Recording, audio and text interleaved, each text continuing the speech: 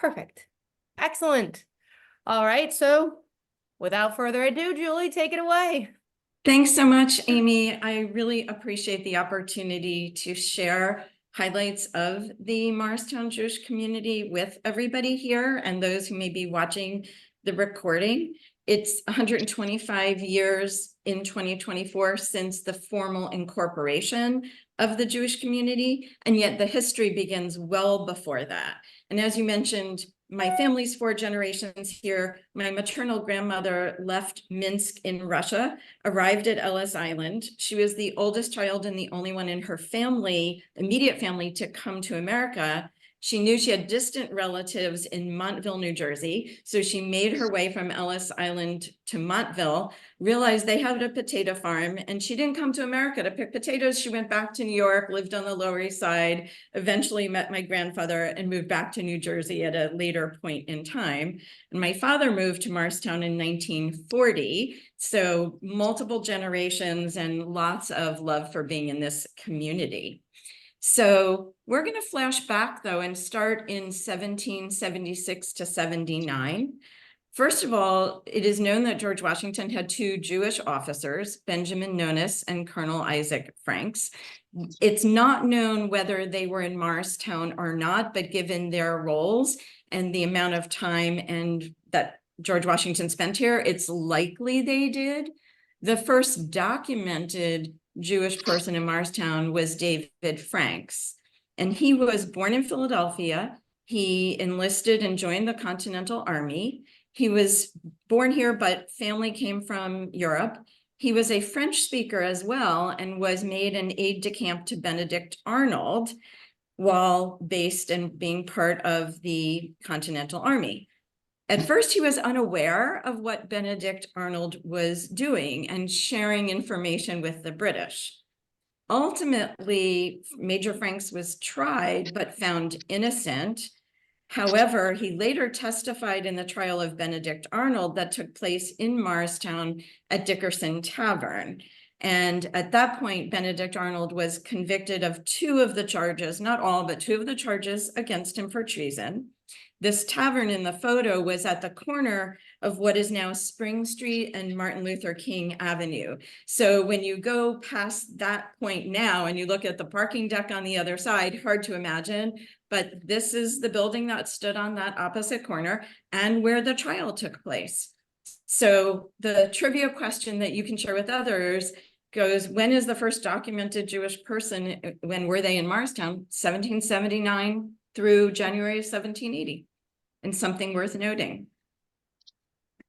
I'll flash forward a little bit to the 1800s, since in the late 1800s, this community was founded. But during that period, there were many Jewish people that came to Morristown, either directly as immigrants from Germany, from Eastern Europe, or who first came to cities earlier on and then moved, whether it was New York, Newark, Philadelphia, but ultimately settled in the community and had a variety of trades and employment, from horse and cattle dealers in the area to peddlers, dry goods shops, cigar and tobacco stores, tailors, metal workers, and hold that thought because we'll come back to the metal worker.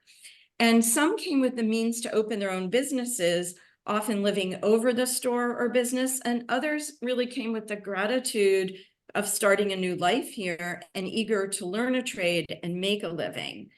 And so it's important to know there was a range in that period of time, but there still was a small Jewish community. So for holidays and major holidays, they would often go into New York or Newark or Philly, other cities, to spend the major holidays.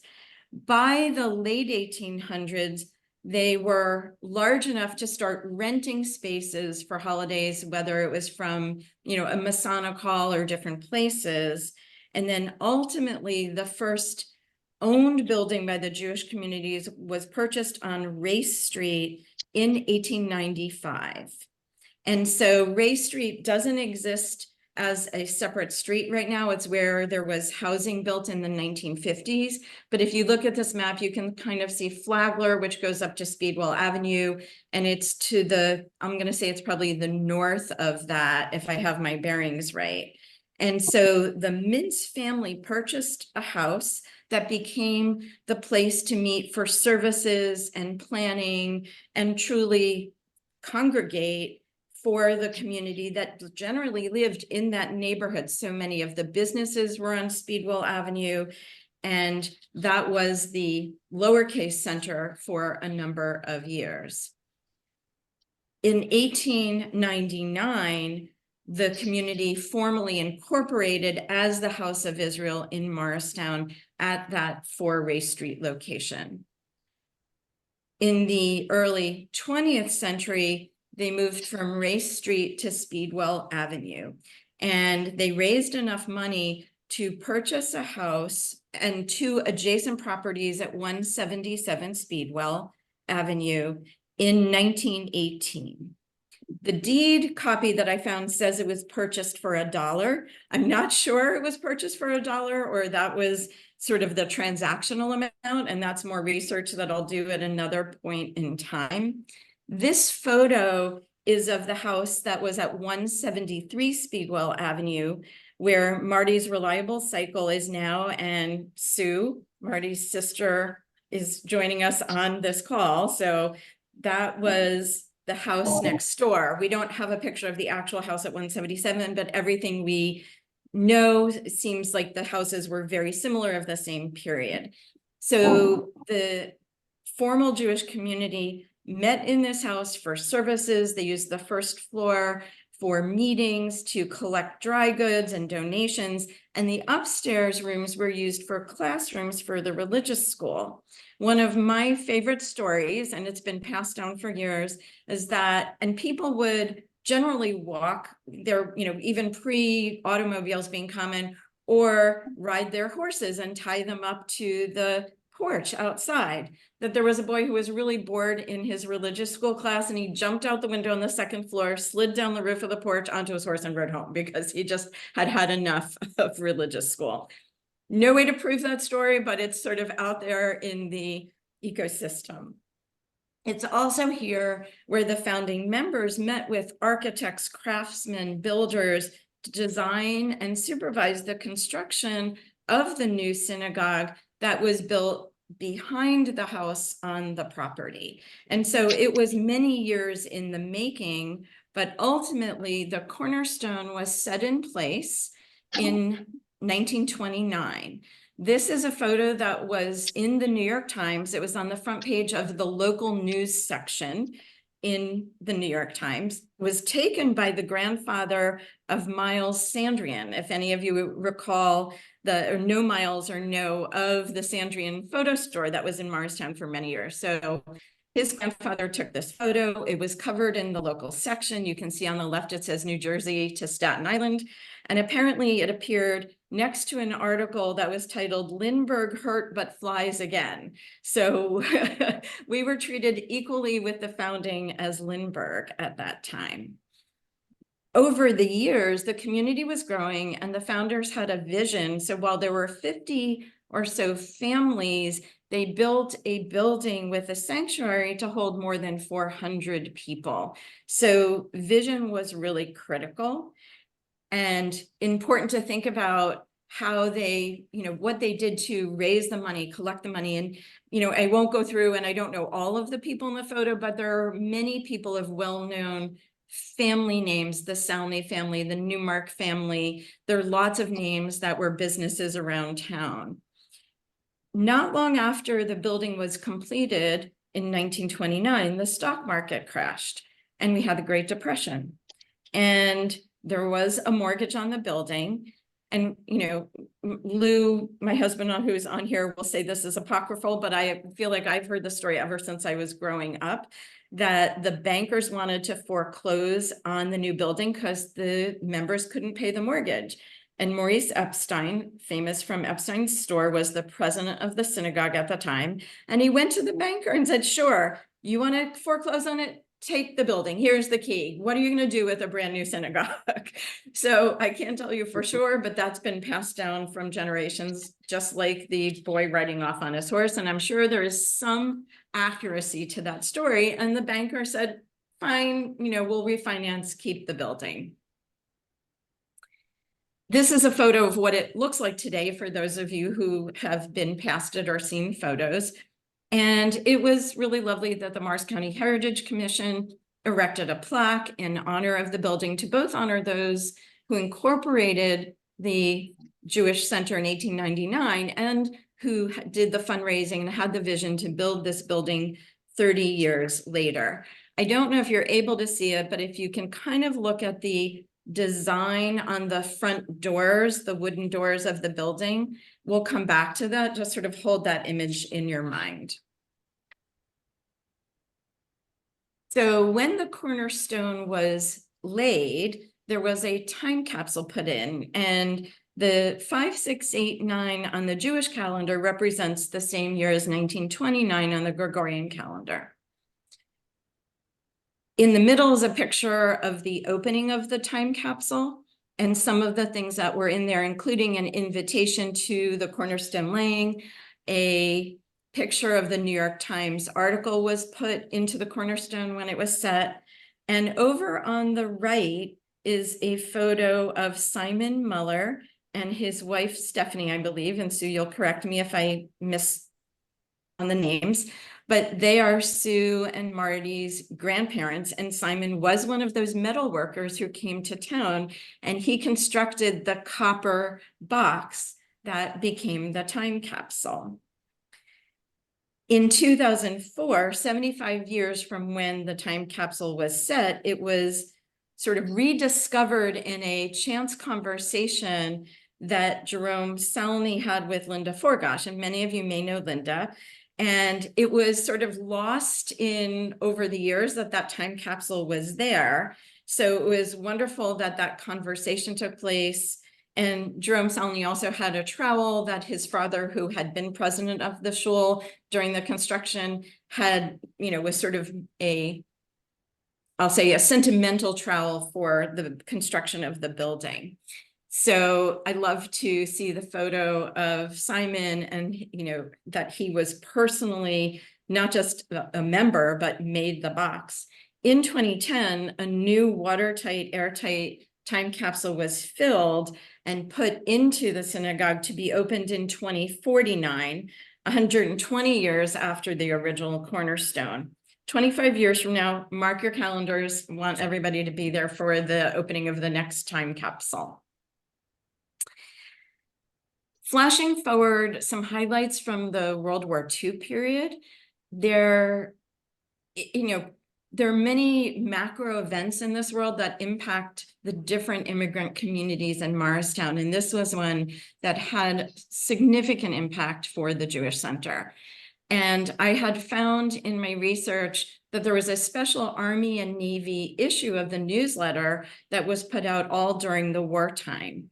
And this one from 1944 started with a quote by Archibald MacLeish, poet who was head of the National Library of Congress at that time.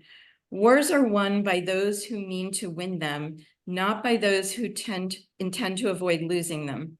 And victories are gained by those who strike, not by those who parry. It also lists more than 125 boys and girls from the synagogue who served in the Army and Navy. And very sadly, that there were 5 who made the ultimate sacrifice and lost their lives during the war. But the support and the regular newsletters and sending packages to the boys and girls in the Army was really fascinating. And one of the people on the list, I know, was in the group that landed at Normandy in France. And there's more research to be done, but there was a real commitment and dedication on the part of the families and honoring them. I also thought it was very interesting that I found in 1940, Rabbi Julia Silberfeld, who was the rabbi at the time, organized a forum to bring the Jewish and Christian communities together as fellow Americans. Each speaker talked about unity and the importance of fellowship among American citizens, regardless of race, color, or creed. They specifically said that speeches and music are not half as important as the actual contact between our faiths. And there were 7 churches in Morristown that participated. Mayor Clyde Potts came, ministers from the Episcopal, Methodist, Baptist, and Presbyterian churches came to speak in what was heralded at the time as one of the most important events to take place in the Jewish Center. And I think it's important to know that we have a history of those kinds of conversations in town.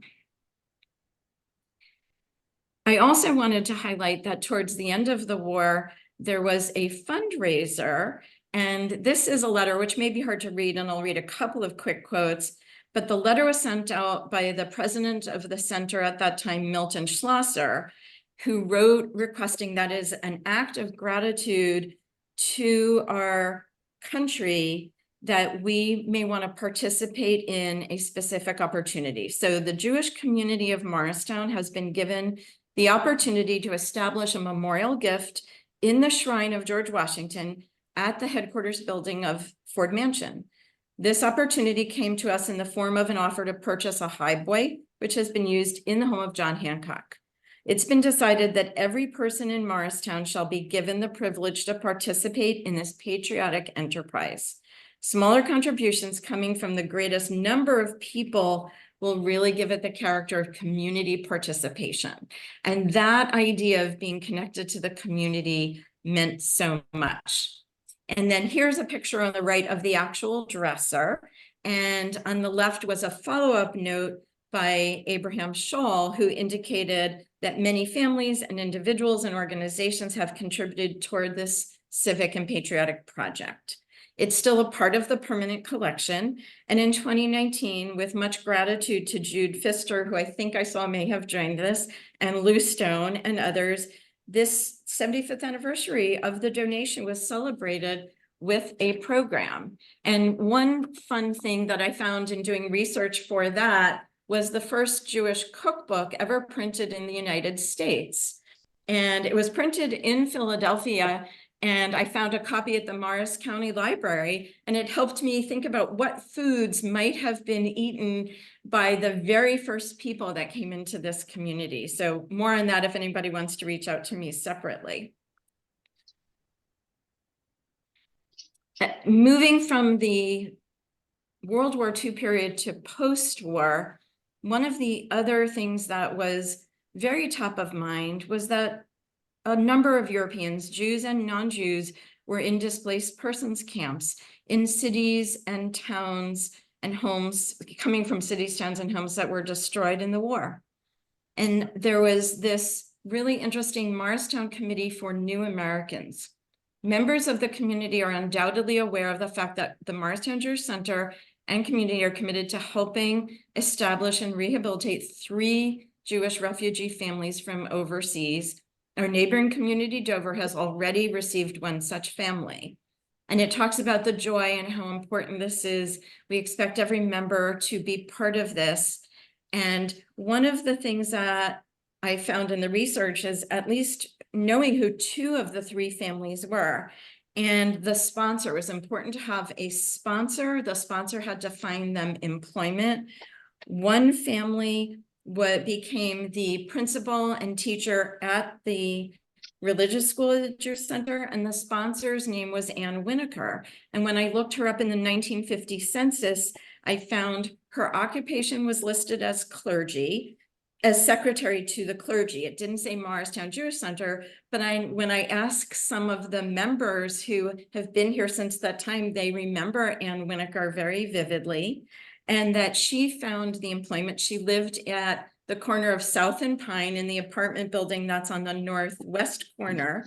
And there was another family, and he had skills as a tailor. And she found him working for an undergarment manufacturer. And that undergarment manufacturer was on the 2nd floor in the building. If you know the intersection of Speedwell and Sussex Avenue and the triangular shaped building that for many years housed Shallot's drugstore, there are other businesses that now, in the 2nd floor was an undergarment sewing shop. And that's where Ann got this person a job so he could be allowed to immigrate with his wife and a toddler at that time from their displaced persons camp. One other document from the 50s I found that was so interesting was a letter to Rabbi Edelman at the time from Russell Barber, who was the minister at the First Baptist Church on Washington Street. And he was inviting the members of the Brotherhood at the Morristown Jewish Center to a combined Brotherhood service in the church. And the speaker was Dr. George Kelsey from Drew University. He was a guest lecturer starting in 1950 and then ultimately became a full professor and was one of the first African-American full professors there. And research and reading this was so interesting. Dr. Kelsey previously had been the director of religion at Morehouse College when Martin Luther King Jr. was enrolled as a student and took classes. And from what the research I've done, Martin Luther King Jr. attributes his decision to stay in the ministry versus considering becoming a doctor to Dr. Kelsey. So Dr. Kelsey did this combined program for the brotherhoods from the Jewish Center and the church. And that again speaks to this connection in the community. I also found that Pastor Barber and the church sponsored 9 people from displaced persons camps as well. So it was not only something the synagogue did, but the local church did as well. And we'll flash forward to a few more fun things before we wrap up more in the present day. So in the documents and newsletters, I found ads for several businesses that were based either owned by or employed members of the Jewish Center. So over on the right, Phil's Kosher Deli, Drell's Poultry, Selny Brothers, originally on Speedwell Avenue, moved closer to the square. Ben Dora Dairy Farms, which I didn't realize until talking with another person recently that it was Ben and Dora who owned the dairy farm and that they created the name to combine the husband and wife owners. Charlotte's Drugstore. And then over on the left, there's an advertisement for kosher coal. There is no such thing as kosher coal, but it was good public relations and marketing at the time. And Herman Rosenberg, who's listed as the agent, was a member of the synagogue. And below it, I just put a picture of the actual coal chute that was on the outside of the synagogue building on Speedwell Avenue. It's actually still there. I think the door has been taken off very recently. I'm glad I took a picture of it before the door was taken off. And Lou tells me there's still coal in the basement. Not that we're using it for fuel these days, but no one ever emptied the rest of the coal whenever it was converted.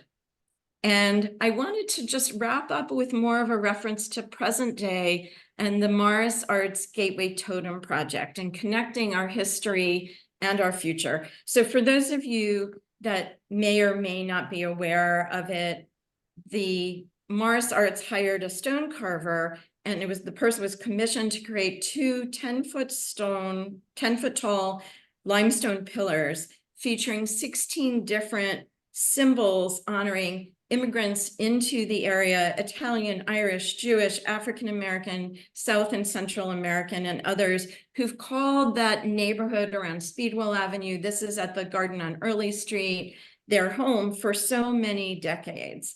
And so the left is a picture of the 2 columns, the right is a close-up, and the top square is the symbol for the Morristown Jewish Center, and it's symbolic of what the 2 wooden doors and how the menorah is shown there. So just to tie to our past is indicative of our future and how we build on that future as we think about the community and how intersectional I think these immigrant communities are. And I'll take questions. I do want to do a huge thank you to Lou, who did a lot of the photography and all of the research that you have done, Linda Forgash, and what was in her book, Karen Bocoletti and Joel Hirschhorn from the New Jersey Historical Society today, and Carl Scherzer, who's no longer with us, who's written history about the community, was a great source as well.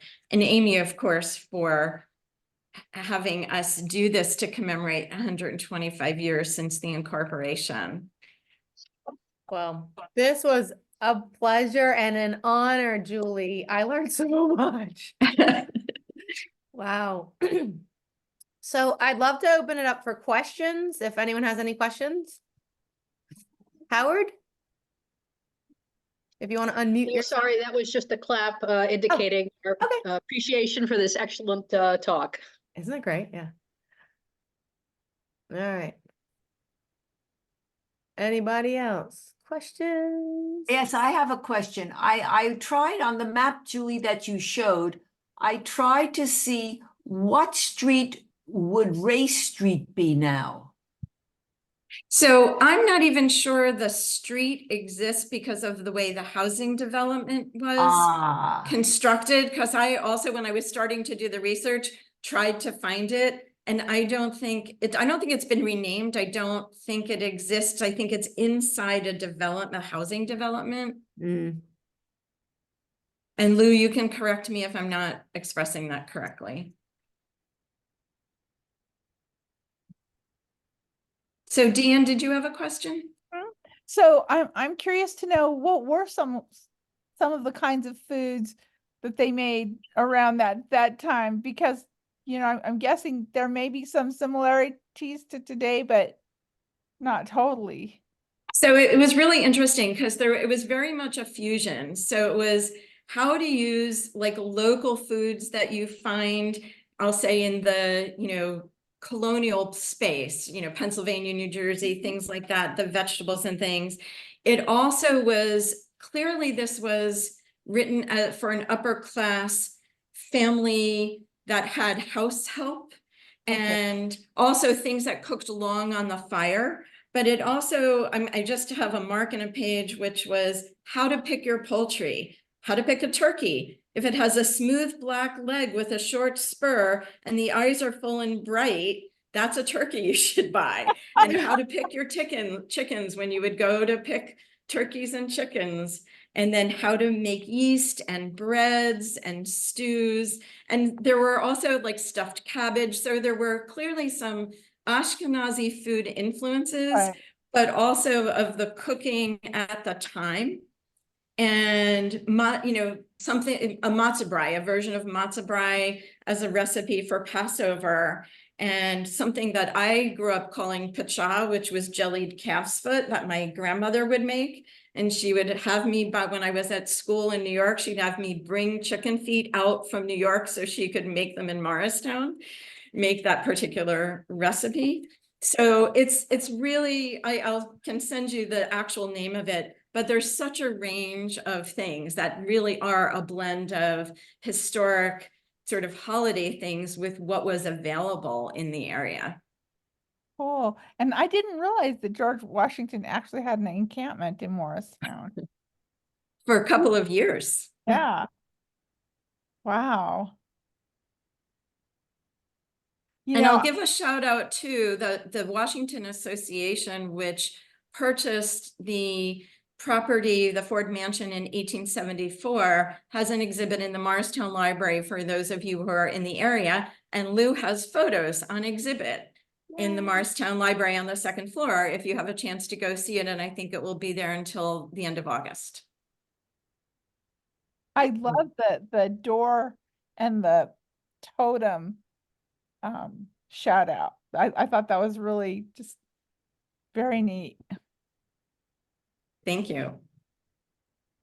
Other questions? And all of you know where to find me, I think, most of you. Well, I want to thank again Jill and Karen for letting me browse through the archives so often. It's been very inspirational. Lou for the photos and finding documents. Hi, Jill. Thanks for being on today. And there's a rich history and there's more to explore. And if any of you have ideas, thoughts, suggestions, Sue, I know you and I are going to take some time to share even more. Cool. And anything else before we wrap? I'd love a part two.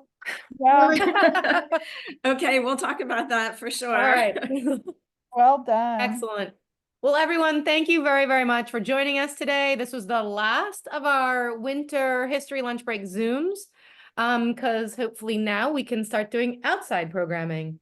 But this is an annual program that we do every winter. It typically alternates Wednesdays, noontime. It was a COVID era initiative that people really seem to enjoy, and we thought it would provide little bits of history, little bites of history during lunch, if you will, for our own edification and growth. So thank you, Julie. Thank you, everyone, for joining us today. And I hope you have a wonderful afternoon and summer. Take Thanks so care. much, Amy. Bye, Thank you. everybody. Bye. Bye.